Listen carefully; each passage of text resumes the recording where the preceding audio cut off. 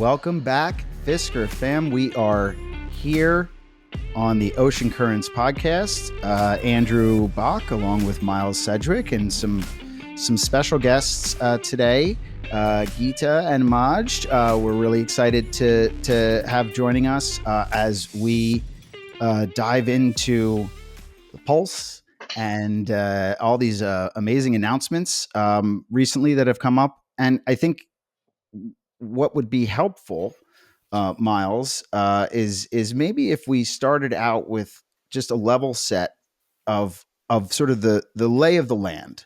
One thing that I have noticed as I peruse some of the chat threads and also in my own brain, which is doesn't catalog things as well as it might it might need to, that there is some confusion around sort of the differences. So there's a lot of acronyms out there. There's a lot of names that all sound like some variation or version of Ocean or Wave or Current or some sort of water-based activity.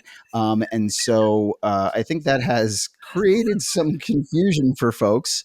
Again, I'm in that cohort, so this is not to slight anybody. I will say this is for me. Let's just say that this is for me, and anybody else who gets value from it, wonderful. But Miles, what do you think is the best way for us to sort of like lay this out? Yeah, absolutely. First of all, I think water-based activity is a great name for a future product. So Majd, There we if go. you're like taking notes, if you're stuck on like what to call the next thing, water-based activity, I think that's a good one. Yeah. So, I mean, I think Majd, maybe you could help us out with this. Like if you were to describe the two main offerings right now, if you're a Fisker Ocean owner and you're just getting into or getting caught up on like what is going on. Okay. Like let's say you just got interested in buying an Ocean. What are the two main offerings in kind of the simplest form? Yeah. So basically, if you're a new owner or an existing owner, you have two options, to subscribe to that gives basically value to your Ocean and features that we didn't get when the Ocean was released. So one is we have the FOA, the Fisker Owners Association. Gitte or Miles can explain more about the FOA and goal. But looking today, all the help that FOA provided for all the owners from, the NHTSA recalls, sourcing parts and everything. I think everyone is familiar with that. Looking today, right, the FOA has basically two products that it's offering. One is the app that we call the OceanLink Pro, which acts as a digital key to your vehicle. So you can use the app instead of fob, unlocking the vehicle, driving the vehicle, starting, and now with the PKC21, I know another name, also adding preconditioning, monitoring the vehicle status, it's sleeping or not sleeping, awake, activity, 12 volt, and more. And I think the unique feature of the app is the diagnostic part. Since the Fisker owners are spread around the world, there aren't a lot of service providers, and even basic features such as calibrating doggy windows, you can't do it yourself. So the OceanLink Pro app gives the owner that power to diagnose the vehicle, do simple tasks that you don't need to take the vehicle to a service provider for every simple issue with the car. So this is the OceanLink Pro and PKC21. And recently we also announced what we call the Pulse. So the Pulse is a physical device that you install in your vehicle that gives you access to wireless Android Auto, wireless Apple CarPlay, which is features that owners have been asking for a long time, especially with the TomTom live traffic has died, unfortunately, for everyone. So we do want an alternative. And I think the greatest value with the Pulse that it gives you native apps. You can install any app that you want on the vehicle or on the Pulse, such as Netflix, Apple TV, Hulu. It has a better route planning integration that can read the vehicle power consumption, SOC of the high voltage, and upload it to a better route planning. So if you are traveling for a long distance, you can utilize ABPRP and get charging stops and so on. So this is the Pulse in a nutshell. Gitte, Miles, feel free to step in if I missed something with FOA. And that's the device that just to clarify that we got the email about this week. That was went for the pre-orders sold. I think were $399, something like that for the first round, and those initial 250 sold out very quickly. Correct. We're on to the next round of orders. There was 200 in North America and 200 in Europe, right? And so those initial orders did sell out, but actually there's another round now for people to purchase at a slightly higher rate. It's just because the manufacturer offered, if I'm right in this much, they wanted to get the first 200 people in North America and 200 people in Europe to have a special like launch price, basically. Yep. But then they're adjusting it now for a price that's a little bit more. But I mean, everyone can still order it, and I think only to add Majd a little bit to what you described with the Pulse is that it also has the ability for you to put in your own SIM card. So you as an Ocean owner can put in T-Mobile, AT&T, Verizon. I mean, any carrier that you have. In Europe, there's a lot of much more affordable and much better carriers, for example. And so you can choose whichever one you want and add it to the Pulse and have your own data connection, which I think is really very interesting. Yes. So there's a lot of features that the Pulse will offer to owners, and there's a lot that OceanLink Pro offers to owners. One of the things when you're talking about diagnostics, Majd, it made me think about how, these are really complex vehicles, and there's a lot going on in the background, but that doesn't mean that you need to be like afraid of the thing. I mean, it's a car after all. And like, if you have that level of control where you can learn about what's going on and you can learn about simple things to, like, for example, in my case, reset one of the backup camera is always a problem in my car for some reason. It doesn't like the cold weather. I don't know what the problem is with it, but I can just go to diagnostics and I can reset the hydro module and my backup camera works again. So having the ability to do that for me is actually really powerful, that, we've been granted that level of access, which is not available any other way other than OceanLink Pro, right? Yep, absolutely. It's amazing, like what the community is coming up with. Just another example, one of the owners tested, if you are a Fisker Ocean owner, you know that DC charging sometimes gets stuck at 32 kilowatt and doesn't give you the full potential of DC. And one owner tested that if you reset the VCU before you start charging, you will get the full power of the DC charging up to 150 or 170 kilowatt, which is amazing. So yeah, I think this is like one of the added values of OLP. It gives you access to diagnostic stuff, ECU resets that you can do yourself. You don't need to go to service providers. And some of them are, just helpful daily, right? If you are traveling and you need DC charging, you don't want to get stuck for 2 hours charging your vehicle. So, a small reset and you are done. So, right.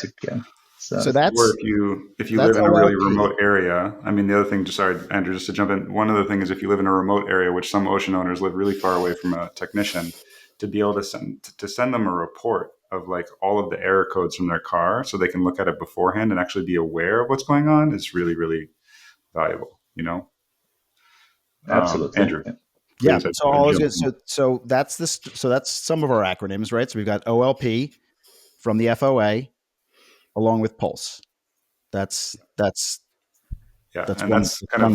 side of the equation, but there's the other side of the equation, right? Which I don't know, Gitte, do you want to talk about the other option? Yeah, I can do that. I'm not a subscriber, so I only know what people know from social media. But OVLoop offers an option to subscribe and get updated to, I believe, 2.2.3 right now, and you could get 2.5 and then later on 2.6. I know they split up 2.2 into 3 updates, and that's I guess when you're on 2.2.3, you have the original 2.2 installation, I believe.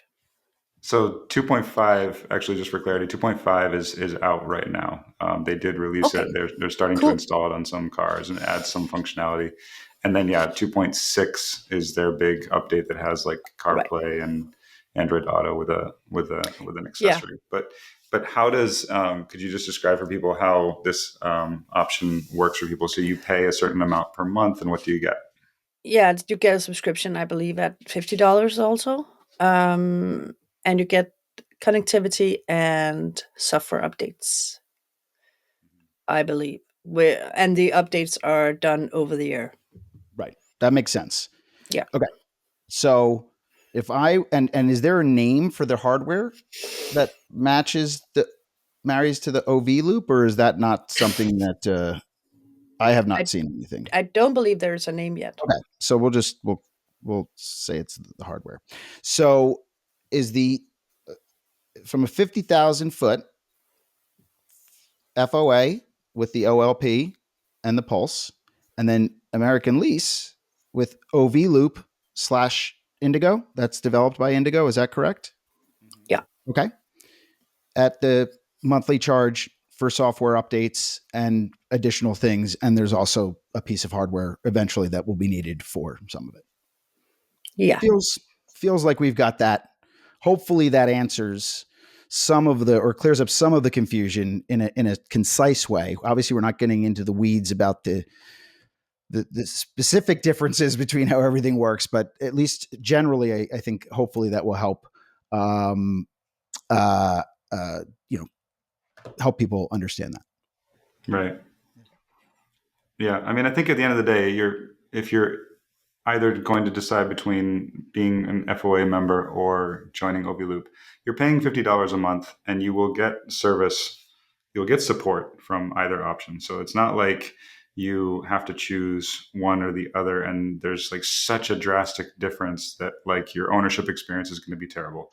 I think that the OVLoop solution does provide a lot of value for a lot of people, and there's certain people that I know who are actually both. Like they see the value of FOA, and they also think that having OVLoop is cool, so they have both, and that's what they want to do. But I think it would be helpful, Majd, if you could, to describe a little bit of where you think something like the Pulse is going, and why you think it's a very exciting idea for the Ocean. Like you came up with this idea, I think, through your own research, right? Like, could you tell us a little bit about how you came up with this idea in the first place, and what it is that you want to do with it? Yeah, so the idea was simple. We have a really large screen, full HD screen, that we almost don't utilize at all. We have TomTom navigation, which is really slow. We don't have live traffic that takes almost 2/3 of the screen. And that's it, right? If you have connectivity, you have Spotify or TuneIn Radio and nothing else. Hollywood mode doesn't work anymore. And even when it worked back in the Fisker days, it didn't really help us that much. It was just Amazon Prime, and it was web-based apps, right? Not like native apps that you can run and see high quality videos. So that's where we came, that's the problem, right? We do want to utilize that screen. We want better navigation. I think a lot of owners want wireless CarPlay and Android Auto, which basically utilize your phone, project your phone to the screen. You can use your phone data, apps, Google Assistant, Siri, everything that's already built in on your phone. You want to just project it into the big 17-inch screen on the Ocean. So that's why we started looking for a solution and what can we do. Luckily, there is a guy named Alex who did similar solution for the Rivian under a device called EV-Play. And if we want to get technical a little bit, I'll tell you how it works. Basically, the Ocean has something called ICC. I think most owners are familiar with the ICC. It's the main computer that basically power the 3 screens that we have in the Ocean: the driver screen, the big 17.1 screen, and the floating button screen, like the AC screen.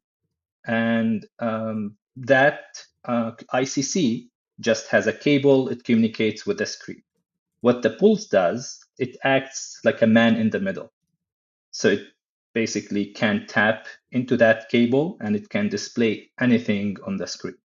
So with the press of a button, we can switch between the ICC and the pulse, and we can show both at that big 17-inch screen. So this is just, just to get a little bit technical and how it works. So that's how we are able, to basically project a full Android on your 17.1, so you can have like native Google Maps or Waze or TomTom Go or any other app that anybody can install. And at the same time, it has the wireless Android Auto and wireless CarPlay. So this is the Pulse, the very, very basic Pulse. What we are adding also to add value, as we have a CAN bus over there next to the ICC. Those who don't know, CAN bus is basically the bus that's used to communicate between all the ECUs in the Fisker Ocean. So we can tap into that CAN bus and we can extract valuable information. For example, what's the charge level, the SOC level on the Fisker Ocean? What's the current energy consumption? So I think that's something that we all missed. We never had a current energy consumption, right? You are driving and you want to know how much energy you are consuming right now. So we have that as well, like a live data of energy consumption.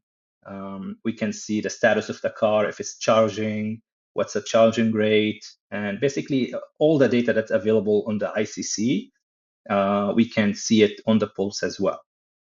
Eventually, this data will be uploaded to the cloud, so you can access it also from OceanLink Pro, and you can open OceanLink Pro and see what's the current status of your vehicle. Yeah, this is in a nutshell. This is how Pulse work, and this is, we had a problem, we thought of a solution, and we tried to find a solution that gives value for the future as well and for the community. Anybody can develop on the Pulse, create new apps for the ocean, and simply add value for everyone. So it's going to be a community project eventually. Question on, it sounds amazing, obviously. When you're talking about how this technically functions, that it's toggling sort of between, I guess, what we would call the native UI into what is this alternative state, that is then all tied back. That alternative state or that second view is still tied back in, I guess, through the ICC into the rest of the cars, right? So, for example, if you want to skip tracks, right? Will the steering wheel controls still work? All of that. So it basically is tying in the same way that, So that, let's call it the Pulse UI is connected through Bluetooth to the ICC. So the steering control for volume, for next track, previous track, everything still works, right? So just like a regular phone that you connect and you can control it, right? It's exactly the same way. So the audio is streamed through Bluetooth and the video streamed directly to the screen. I was wondering how you did that. I mean, when you were talking about it, like with other information from the car, like when you're talking about the CAN bus, I think you said, it's like you're getting real-time information from the vehicle. That seems to be like a whole different level of complexity. Like, how did you figure that out? How did you get that data from the car and go through the Pulse? So that's the work of almost now 2 years of reverse engineering. We didn't talk about the original story, right? I don't know if you want to dig into that or not, but just like the rest of the Ocean One owners, I bought a vehicle that looked and sounded great on paper. And the thing that we got is way far from what we were promised, right? From losing power while driving on a highway, and the app that didn't function. You click unlock, and the vehicle will unlock after 30 minutes.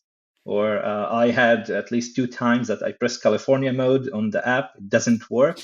And at 3 a.m., my neighbor sent me a message: "Hey, all your windows and roof, everything is opened, right?" I can do better, Majd. Because I tested California mode from the key fob, and it didn't work. And during the night, it worked when it was snowing here. So when I came out in the morning, everything was just open and snow all over. That's terrible. Yeah, it is. Honestly, I don't know how this vehicle got homologated and who signed on the papers that this is, roadworthy, but it was absolutely not roadworthy. Sorry. So that's So you were an where, original owner, Majd? Like you bought when they first came out? yes, Okay. I got mine in end of September 23. So one of the first one, I was Ocean 194. That's the same time I got mine. Was around September of 23, Yep. right on the end of it. Yep. So Yep, exactly. So again, so the vehicle was not what I expected. So I started reverse engineering the app. I don't know, how far you guys were with the Ocean. That's where I created the Fisker Live app. Originally, it was just an app for me, so the vehicle will function better, and I won't be embarrassed, in front of my wife that told me don't buy it. And we had one meetup. Let them not alone in that situation. Yeah. Every spouse hates it. Yeah, exactly, right. And it was my wife's vehicle, not mine. Like my wife was driving it daily to work and dropping the kids, and so I created the app so she will feel a little bit better about the car. And long story short, we had a meetup here in the Bay Area, and I showed the app to the rest of the owners, and everyone wanted it. So that's why started okay, let's create an app, a community app, so everyone can use. That was a long time ago. Fisker Live came. Fisker went down. They closed the APIs. We couldn't connect anymore. Long story short, we created the FOA. FOA started, by the way, on that meetup. Like, I met Andy and Malik and decided to do something about it. That's where the FOA idea came. And, long story short, now we have OLP, we have the FOA, and we have the Pulse and everything. So a lot of reverse engineering and a lot of community work and a lot of frustration from Fisker. It's so funny. I had no idea that. I know now that you made that original app, but I just had no idea that this whole time that you were working on reverse engineering. So you obviously have a background in this. Like you come to this from like a software development background, or is this just a hobby for you? So no, honestly, this is the first time ever working on a vehicle. I'm a software engineer or a robotics engineer, so I did a lot of POCs, prototype, and autonomous robots and stuff like that. But I never ever touched a vehicle before the Fisker. And I think I never had to touch a vehicle, but the Fisker just forced me, right? It was so bad. Everything was so bad, even driving, losing power, at the highway mid-driving. And I don't know if you remember locking yourself in or locking yourself outside of the car. You can't unlock it. And so, we were forced, honestly, to start reverse engineering and try to improve, as much as we can. So Majd, can I tell you something a little bit funny about that though? So I'm an owner only as of like April of this year. So I haven't had the car that long. And like a year ago, I had a conversation with my wife and I was like, yeah, that whole Fisker thing. I mean, what a disaster. I can't believe that happened. And then all of a sudden in April or in March, actually, I was like, hey, by the way, I want one of those cars. And she was like, what's the matter with you? Why do you want one? And I was like, well, there's this really interesting thing happening right now. Like I was hearing about your work, Majd, with like making OceanLink Pro. And I was like, this is actually really cool. Like there's going to be this new app. There's going to be like, there's this FOA group I want to know more about. There's this whole like attitude about like, okay, they released something, they didn't finish their job, but now people are taking on the job of finishing it for them. And I thought that was really cool for me. And that's primarily one of the reasons why I bought the car, was because I saw the development that you were doing and what the FOA was doing. I thought that was amazing. So, yeah. Well, I don't know if to say sorry or not. I hope you enjoy the vehicle.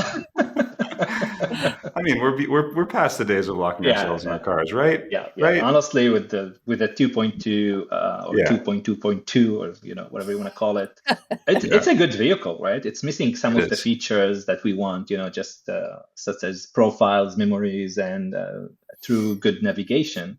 But other than that, it's a good vehicle. You have a good range and it looks amazing, drives amazing, handling, everything. So I personally enjoy it. Oh, sorry. Go ahead, Match. Yeah, I'm just going to say, like my original car, the Ocean 1, I returned it to Chase with a lot of people who finance with Chase.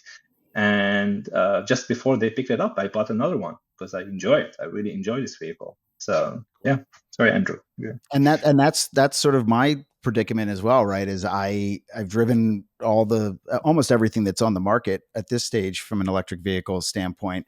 I don't really like anything else as much as I have come to enjoy this car, and I've driven some of them very far. I took a Ford Mustang on a 1,800-mile road trip, so it's not that I haven't put electric vehicles through the paces. This one just happens to stand out, especially just in a lot of ways. And so, yes, you want to kind of stick with it and be like, well, how do I don't want to give up. I don't want to give up on this yet. It's so close. And it's interesting to hear us talk about this. And I think about my other car, the gas car that I had to purchase, which is an old BMW. And there is an entire market of aftermarket modules that operate in a very similar fashion to what we're developing here, that plug into the iCAN, that allow you to add Bluetooth into your factory environment, use the stereo steering wheel controls, do everything so that it feels factory and completely native. And there's almost nothing, that you have to really change or do in order to make it work. And this to me is an extension of that. And it's hasn't just added Bluetooth for me into the car. It addressed some things, like I was able to add a tap for the 3 turns. And, there's some stuff that I was able to change within the sort of the computer of the car that normally you would have to take to a dealership to get programmed. So it's a very similar type of sort of process or initiative here that we're rolling out, which is really exciting. Yeah, absolutely. I think that's like the main thing, that with the Pulse, we try to make it as integrated as possible. So you won't feel it's, an external device. So even now we have the Fisker button on the floating screen, right? We have the volume, AC, and the Fisker button, which simply rotates the screen or take you to home. So we managed to integrate it. If you just single tap it, it will switch to the Pulse. Single tap again, it will switch to That's ICC. Really cool. Yeah, and long press still rotates the screen, right, as it was meant to be. So you feel that it's part of the vehicle, and that's just a external device that was developed after the vehicle was released. So just one quick question on that, though. So you work with a company called OVPlay that manufactures that little device, and you're working with them to fine tune it for the Fisker, basically, figuring out touchscreen controls, and how does that work? Correct. Yeah. So it started. The guy from OVPlay, he flew in here, and we start tapping into the ICC and the screen and figuring out all the APIs, the touch control, I2C. I don't want to get too technical. It took a few days to figure out resolution. For those who saw the videos, originally we had a really small resolution on the portrait mode, and now we have a full screen on portrait mode, full screen in landscape, and touch control is working. So the main goal for us is to release the Pulse hardware ready. So you'll have all the hardware to do everything that we are planning to do. The software obviously wouldn't be ready. Ready is mean complete. Some features wouldn't be released on day one, but owners will get them OTA.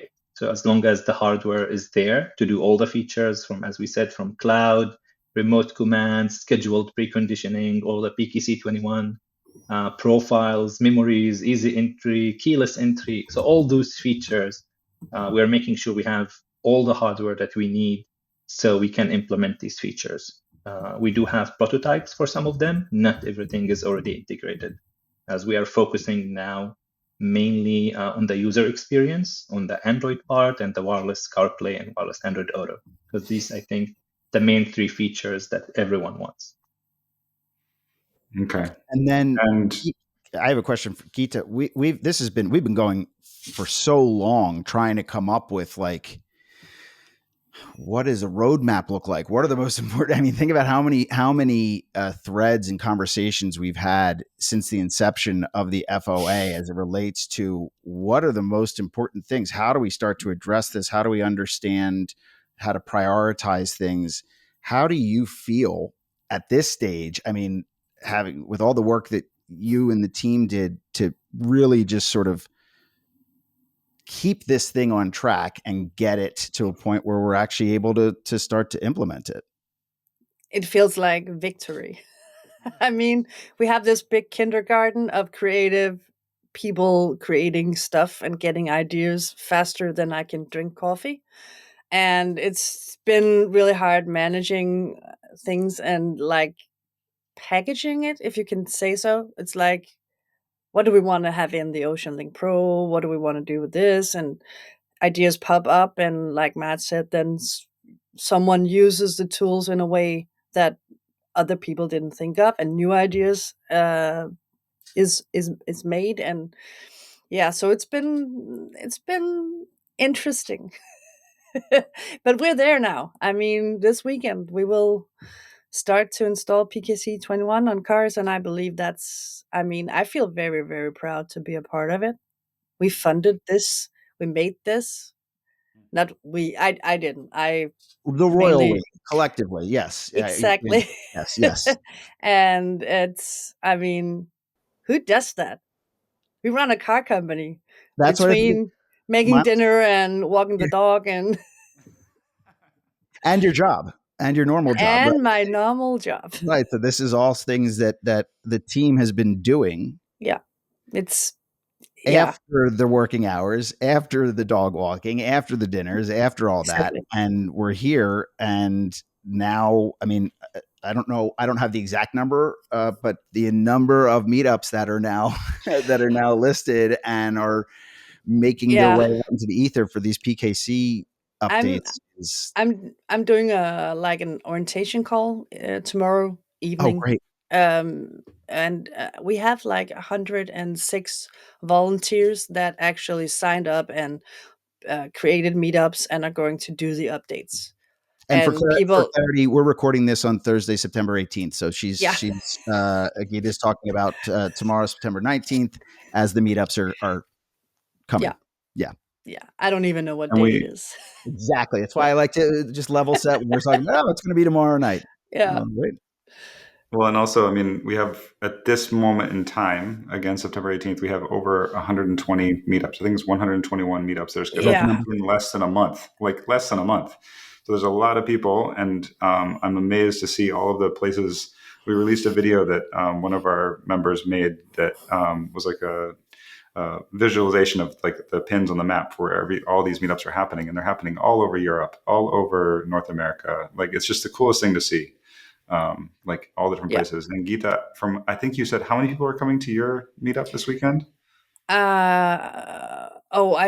I'm not sure, because there were more like signed up than actually got a slot. But we found, well, I'm staying longer, and then we can do more. So I'm hoping we can manage 50 cars. But there are 50 cars. That's amazing. But I'm in a small country, and we have a lot of oceans here. So I'm doing a meetup one Saturday and one Sunday, and then I have some people coming to my house during the week because they can't do the meetups.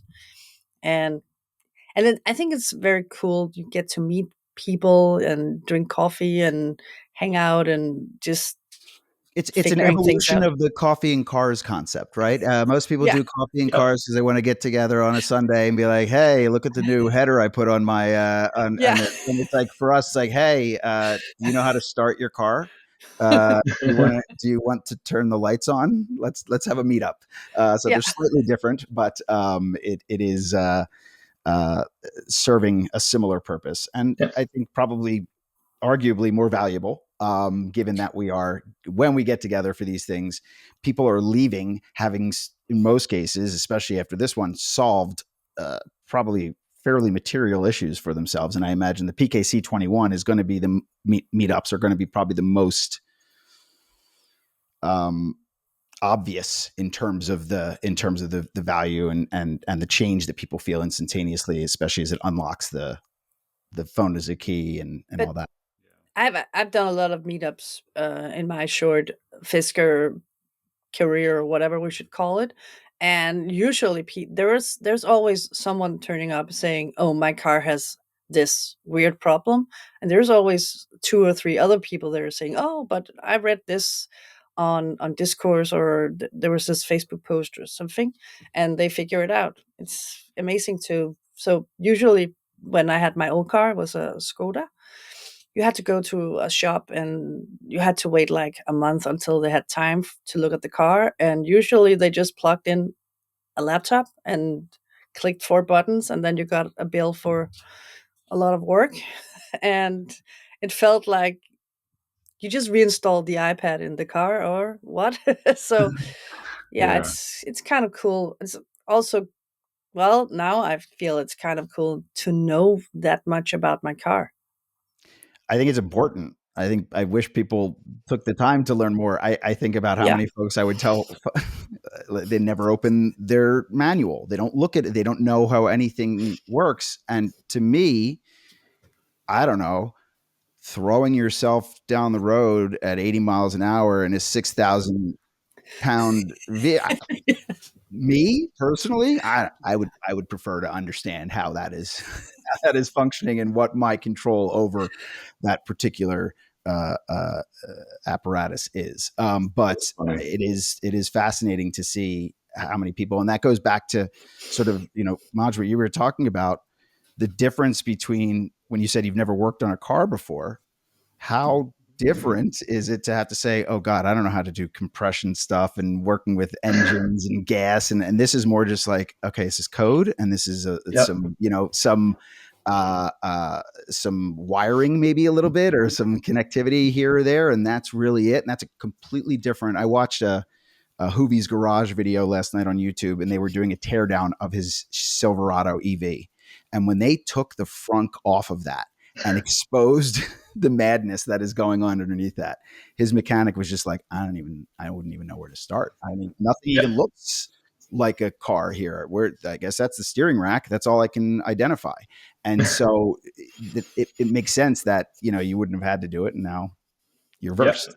It's crazy. Like for me, I don't know how to change the oil on my Subaru, right? But with the Fisker, tell me anything. I was like, yeah, of course. I would dig deep into the canvas, replace this, flash that, replace the PKC, take all the dashboard out, and I have no problem with that. But yeah, tell me replace the oil in the Subaru. That's why I have a dealership.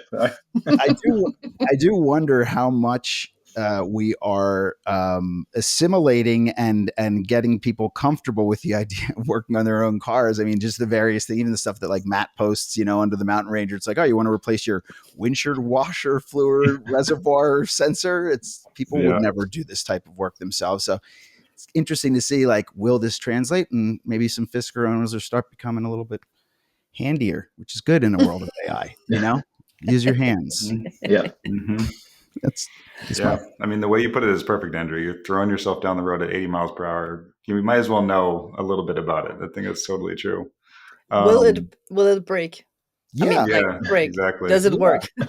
Yeah, honestly, it's a big part of why it's funny as I think about, Gitte, this how many conversations we've had over the last couple of years about what was of importance and what was really needed and what we're going to try and pull out of this. And everyone's talking about what hardware is existing on the vehicle. And it's like, sure, the hardware is there, but do we really need that thing? Do we really want to mess around with that? Like, maybe let's just leave it as is.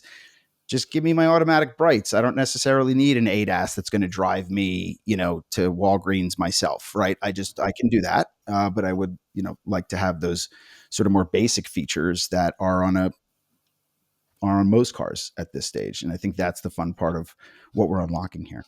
I think I might be the only Ocean owner that's not like missing the, I don't even know what it's called, automatic drive, and then it, you just push adaptive cruise control. Exactly. I hate it. I mean, my husband has a Tesla, and he's always like, "Oh, you just pull the handle twice, and then it just drives on its own." And I'm always like, I like to feel me pushing the pedal, and it goes faster. And I mean, I control it. So I don't miss the adaptive cruise control That's at because all. you're not here in California with Majd and I needing to sit through traffic on the No, highway. I drive through Copenhagen. It's the same. Oh, is it? No, So no, yeah, it doesn't take you 8 hours to drive to Tahoe and come back. Yeah. no, And no, get stuck on the pass. Yeah, sure. exactly. So, Exactly. but I really missed profiles, and I get that now. Yeah. Profiles are nice. Yeah. Exactly. Yeah. Things like that, right? Where you thought it'd be, that's not a big deal. And you're like, no, we actually should probably have this. Yeah. This makes a lot of sense. And makes preconditioning in the winter. the preconditioning is probably the thing that, out of all of this, I said from the jump for me, it was like dog mode, right? Being able to keep the HVAC on when the car's not running, automatic headlights, brights, and I think, I don't know, one or two other things. And I'm like, after that, I'm pretty good. And so the idea of additional things, that's great. Like, it's fun to work in or be in this environment where people can come up with that, and develop some new things. But the baseline is still the baseline. Well, the hardware is okay. I mean, the hardware is great. Yeah. Yeah. It's just the software it was delivered with that was kind of flaky. Yeah. Yeah. I still, as much as I've been driving it recently and having a lot of people in the car, and it is, 35,000 miles. It is holding up well. The fit and finish, everything's really good. So I think we're so close right now. And I think all of us so excited about the work that Majd and Gitte and everyone there have done to get this out into market for us, and make it as hopefully seamless and straightforward as possible in terms of getting everyone up to speed with it. It's really great. Absolutely. Majd, I have a few more technical questions for you, if you don't mind. Yeah, of course. Okay. I'm going to start with an easy one, I think, which is that the pulse is not, or you don't have to be an FOA member to use the pulse. Is that correct? And if so, what's the reasoning with that? And what are some of the functionalities that you get that are like a benefit? Like, in addition, if you're a FOA member, you get additional things versus if you just buy the device as a regular user and install it. Like, what's the difference?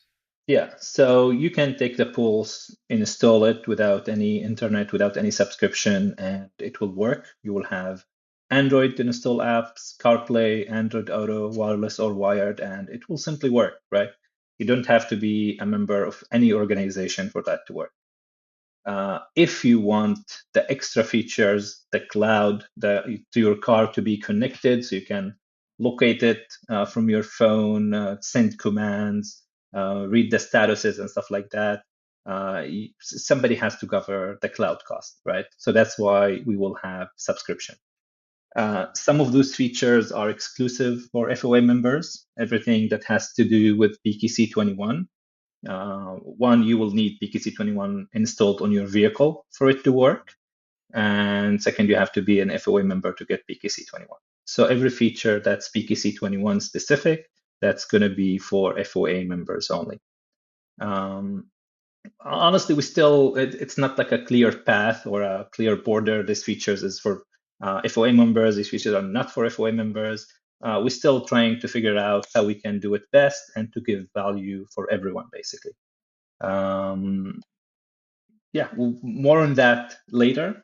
But again, the main reason is basically because we require PKC21 for some of the features to work, and that you have to be an FOA member, and of course everyone know the added value of FOA members beyond the Pulse, with all the parts and everything that they are doing, and fighting your fight. So I think it's worth it to be an FOA member regardless. Good. Okay, so that leads it. I think that's a good lead into another question that I keep seeing people asking. There's a lot of people on the Facebook group for FOA, and also just through messages that I get and online in general. People are worried about taking PKC21 and then being somehow locked out of other opportunities. Like, let's say, for example, you install PKC21. Can you upgrade to the OVLoop version of 2.5 further down the road if you want to? What would happen? And like, is there anything you should be aware of or concerned about? So that's a great question. Let's address that from the beginning. Okay. So we'll be clear so everyone will be on the same path. So every PKC out there has a bug that the PKC might break when you update it. Okay. Every PKC out there, doesn't matter which hardware you have, there's a chance that once you upgrade that PKC, it will get bricked. And when I say bricked, that NFC should still work, but the app or the fob keys will, the buttons on the fob will stop working. And this, just to be clear, this has nothing to do with where you're upgrading from, right? No. Which? Okay, great. Doesn't matter. OTA, service provider, volunteer, yourself, doesn't matter, right? It's a bug in the PKC, in the microcode that updates the BLE stack, if you want to get more technical. So first thing is, with the PKC21, we are introducing a new bootloader that fixes this bug. Okay, so anyone who's getting PKC21, the first step is to get that bootloader that will fix the bug, and then we update you to PKC21. So if you got PKC21, you are safe. You can downgrade to PKC20, PKC17, to 22, back to 21, whatever PKC you want, and you are on the safe side. You don't have that bug anymore that can break your PKC. And I have to say, a bricked PKC is not something easy to replace. I had to do it twice, and it takes few hours. You need to take all the dashboard out, replace the PKC, replace all your fobs. You need new fobs, new cards, and to put the dashboard back in the car. So that's the good part, right? If you're getting PKC21, you're getting the new bootloader, and you don't have that bug anymore. Okay. So now let's address PKC21 and PKC22. I think that's important for everyone to understand as well. So first of all, you know that you are on the correct path and you are succeeding when others start copying you. So PKC22 is just a copy of PKC21 with a different connection scheme. What does that mean to everyone? It's basically you're getting the same features as PKC21. Okay, actually PKC1 has a little bit more features because we don't have cloud, but more on that later. So basically you're getting the same features as PKC21, but PKC22 will only connect to OVLoop app. PKC21 will connect to the FOA app, the OceanLink Pro. PKC22, same features, will connect to the OVLoop app. Okay. So this is, I know we talked about how you are locked. So I think this is what you mean by locked. If you have PKC21, it will only work with OceanLink Pro. And if you have PKC22, it will only work with the OVLoop app. Okay. Owner who decided to go either way, you can still switch between them, right? If you installed OVLoop 2.6 to get all the 2.6 and you got PKC22, after that, whenever you want, you can install PKC21 and use OceanLink Pro. The same if you have PKC21, you went to the meetups today or tomorrow or in a week, you got PKC21, then you decided you want the 2.6 of OVLoop, they can push PKC22 to your PKC and there's no problem with that. The opposite, you are safe because you already have the new bootloader. So yeah, you are temporarily locked to one app, right? With either PKC21 and PKC22, but you can always go back and forth between them. Okay, that's really helpful to know. I had thought that if you went to PKC22, for example, it was impossible to downgrade you to a different version. No, that's not true. No, the PKC doesn't limit you. You can go from 22 to PKC9 as well. Yeah, why nobody want to do that. Yeah, but just saying that the PKC doesn't lock you. You can always downgrade. Other ECUs, that's not true. For example, right? VCU, for example, doesn't let you to downgrade, but the PKC itself, there's no limit on that. And as far as you are aware, and this is obviously asking you a question about how OVLoop is going to implement things. But as far as you are aware, if you take 2.5 or 2.6, are you unable to then have PKC21 in either scenario? No, the opposite. If if you have 2.6 and PKC21, you will get profiles as well. Because again, it's the same features. Both PKCs implement the same features, just packaged differently or branded differently, right? So there's no scenario that you're aware of that you are stuck. Like there's people keep referring to like this fork in the road. Like, oh, yeah. the FOA has their solution and OVLoop has theirs, and we now have to decide. That's actually not true, right? No, we came to an unfortunate scenario that you have to choose an app, right, that works with the PKC. But other than that, you are not really locked. You're only the app. You're only one I like app how you will work. I like how you said you're only temporarily locked, because I think that's a relief for a lot of people, because they're really worried about making a decision. And we try to keep our cars for a long time. You know, like if I'm really enjoying my Ocean, I want to drive it for 5 years and know that I'm not stuck with like the only solution that I chose 5 years ago because I didn't know better. You know, like I want to be able to go back and forth. Yeah, with PKC21, it's straightforward, right? It's something the FOA, you can install it anytime. With our meetups, or we are thinking to add it to the Pulse. So the Pulse itself will be able to flash your PKC to PKC21 for those who want.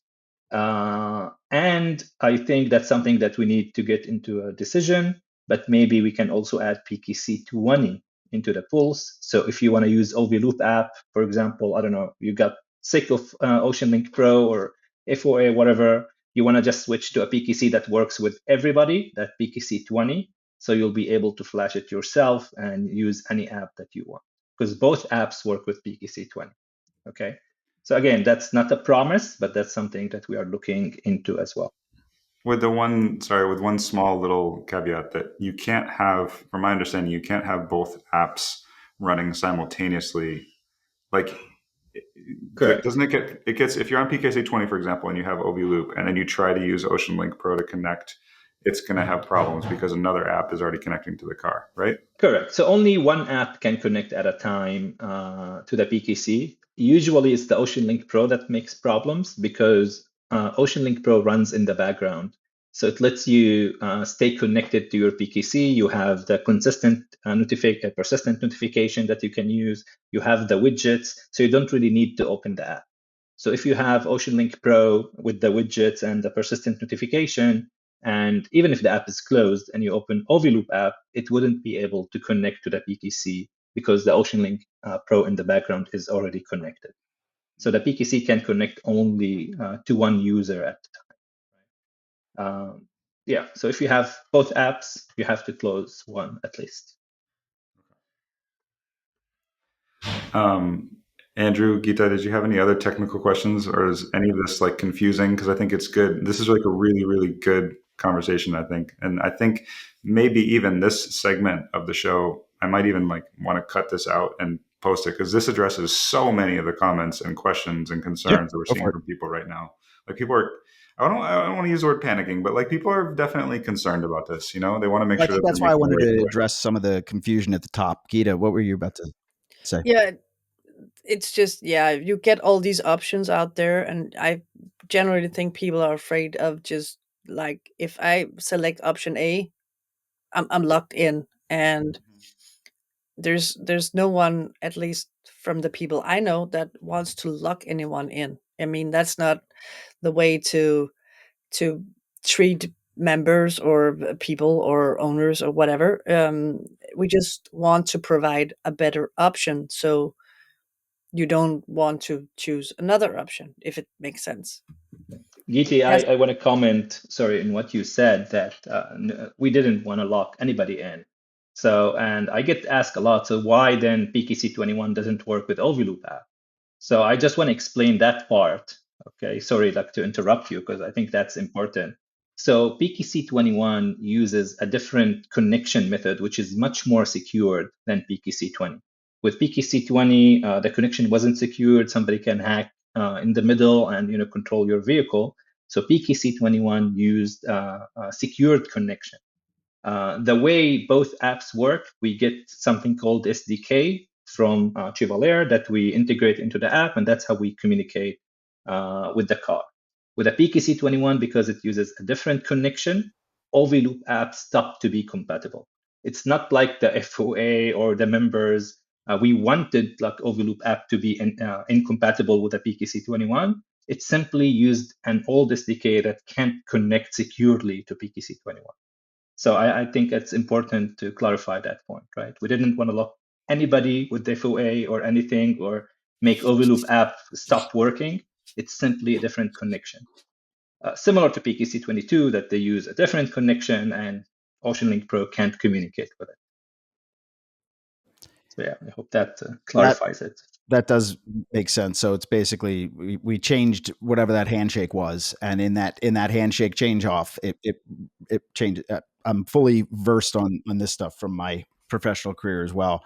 My only last technical question is, and you may not even know this, but the guts of the EV play, or the guts of, I guess in this case, the Pulse for us, is that like a Raspberry Pi?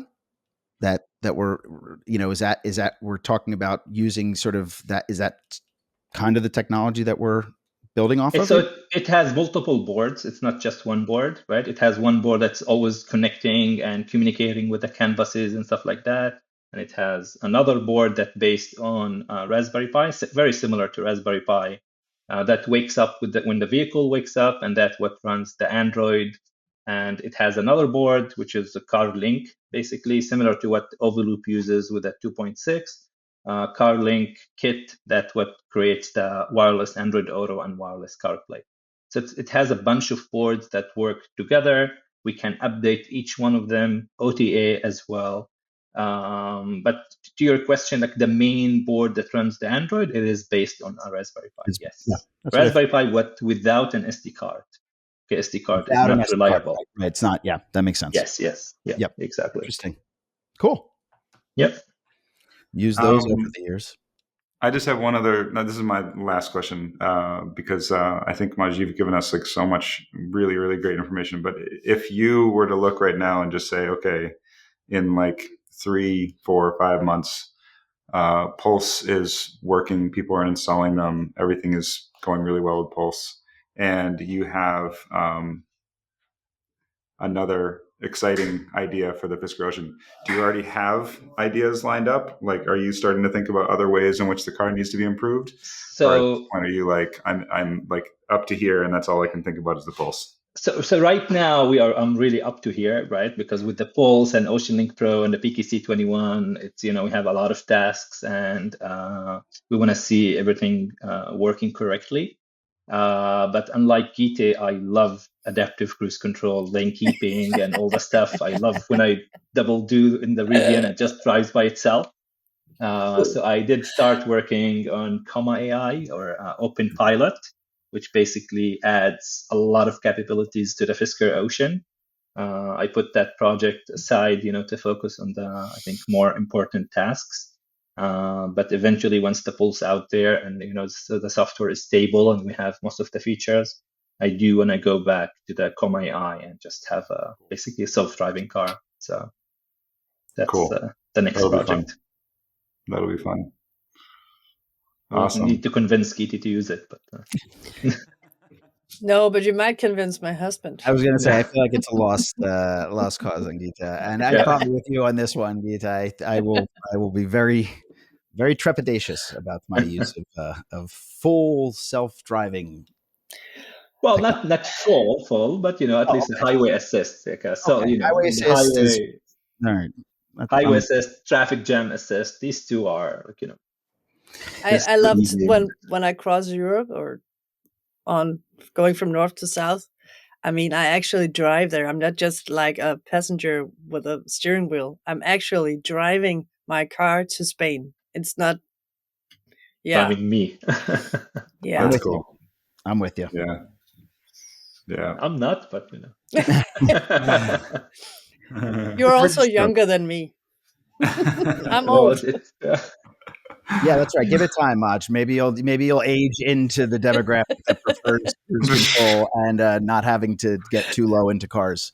Probably, exactly. When I age, I don't think anybody will own a car anymore, right? Everything will be autonomous, and you just order it, and that's it. Yeah. But, Oh, there's so much fun in that, isn't there, everybody? Oh, wow. can. Me and Andrew, we will still be driving our Oceans. Yeah, exactly.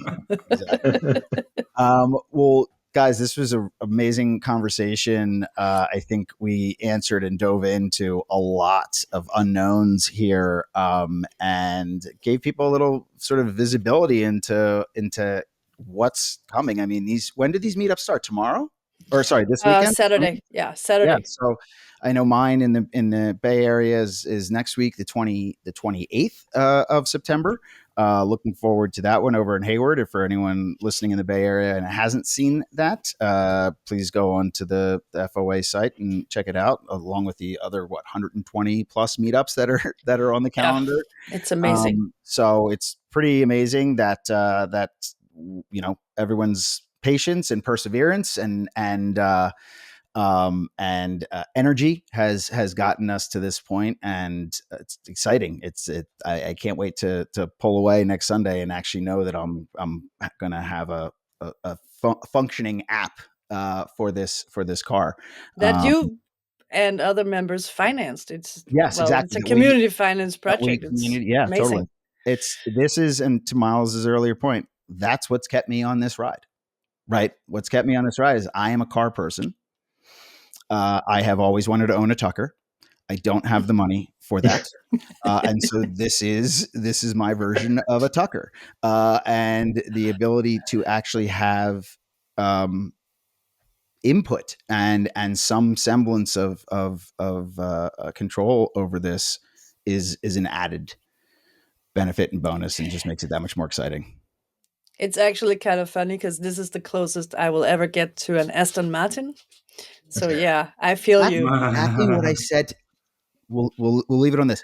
When I met Henrik, when I picked up my car from him, I said, "This is, I think, the closest I'm going to get to owning my Z8." And he laughed. and I said, I tried to rent a Z8 for my wedding, and he was like, "Would someone rent it to you?" And I said, "Oh no, absolutely not. I just was inquiring to see if I could get one." But that to me is this is like, all right, you want to own a DB9? Well, you could probably buy an Aston Martin now in the secondary market. They're not that expensive. They are in Denmark because you have to pay taxes. That makes more sense. Yeah. Well, thanks, guys. Miles, as always, great to see you and do this with you. And Gitte and Majd, thank you for your time here. Thank you for your time generally, getting us collectively to this point. And we're excited for what's in store. So thank you very much. Yeah. Awesome. We'll talk to you guys soon. Fisker fam, keep an eye out for those meetups. We'll talk to you on the other side.